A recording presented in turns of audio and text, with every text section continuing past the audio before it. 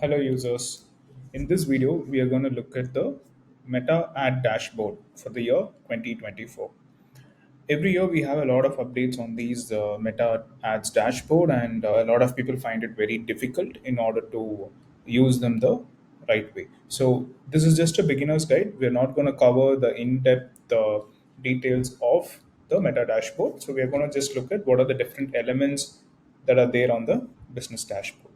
To start with, so this is how your Meta business dashboard would look like.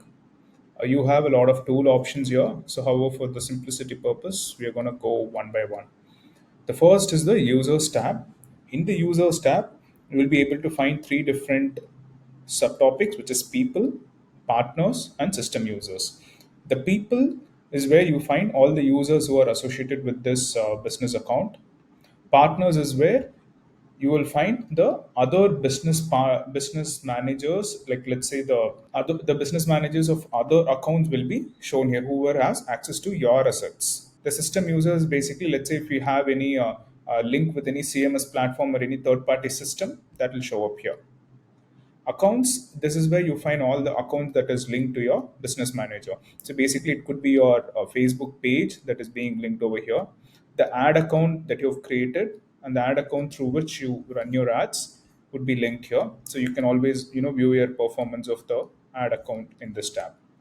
Business asset groups, this is where, if let's say you decide to create a business asset group, let's say you have multiple businesses and you want a particular business Facebook page, Instagram page, its own ad account to be linked together. So you can create a group so that when you want to give access to someone, it's very straightforward and you can manage them within that asset group.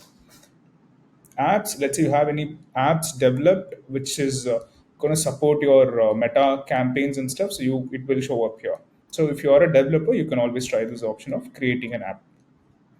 Instagram account, this tab shows you the Instagram account that is being linked to your business manager. WhatsApp account, if you have any WhatsApp that is being that you need to use for your campaign, you can link it over here and it will start showing up in your WhatsApp account tab. Data sources, these are the sources which are used to collect data or manage your audience. So you can see there are different options here. So the catalog is something where you might find for e-commerce brands. Let's say you use WooCommerce or Shopify or other platforms, you might find the catalog linked over here. Pixels, if you have any pixel that is used to track the audience, so that particular pixel which is installed in your website needs to be created here and it will start showing up here once you create it. But recently there's a small update where this pixel, as Meta says, this pixel which used to be here is now moved to data sets. So there's a transition going on, hence you might have a difference here. So the pixel which was earlier here has now been moved under the data sets.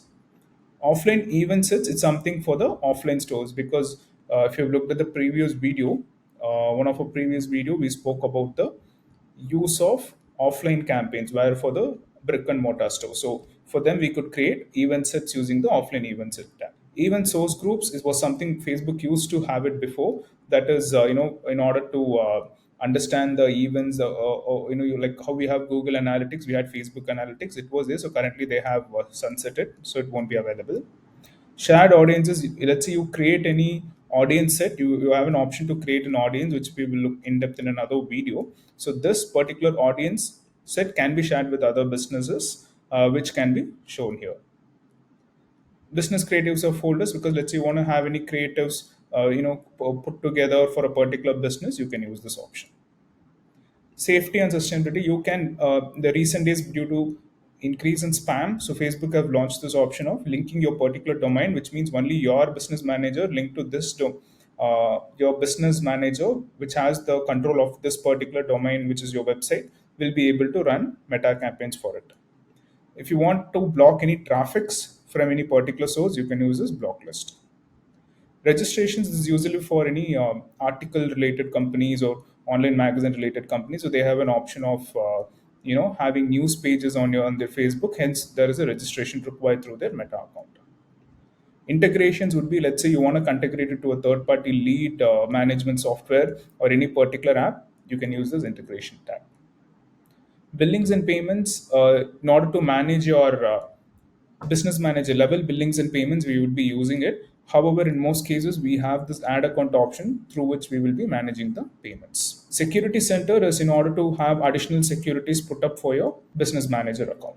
Request, if you receive any request of, let's say, a new user addition, or let's say for another business manager partnership request, it will show up here. Any notifications that you could the notification that you want to receive and the notification that you don't want to receive can be linked here, can be set here. Business info, this gives you the business info, where your business is located, what are the address and everything for your purpose.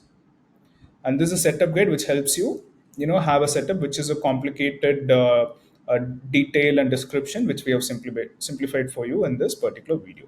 Yeah. So yes, thanks for watching this video and have a great day.